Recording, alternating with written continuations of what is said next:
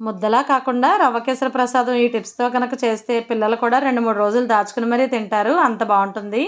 Stove వెలిగించి బాండీలో ఒక గ్లాసు బొంబాయి రవ్వను వేసి అందులో ఒక స్పూన్ నెయ్యి వేసి సన్నని మంట పైన దోరగా వేయించుకోవాలి.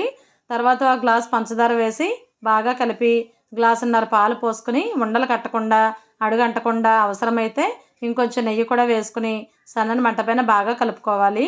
ఇలా మూకుడు నుండి ప్రసాదం విడిపోతూ దగ్గరగా అయ్యే వరకు కలుపుకొని స్టవ్ ఆఫ్ చేసుకుని నెయ్యి రాసుకున్న ప్లేట్లోకి తీసుకుని అట్లకాడతో సులువుగా జరగటానికి కేసరి పైన కొద్దిగా నెయ్యి వేసి అట్లకాడతో ప్లేట్ అంతా పరిచినట్టు ప్రసాదాన్ని సర్దుకోవాలి.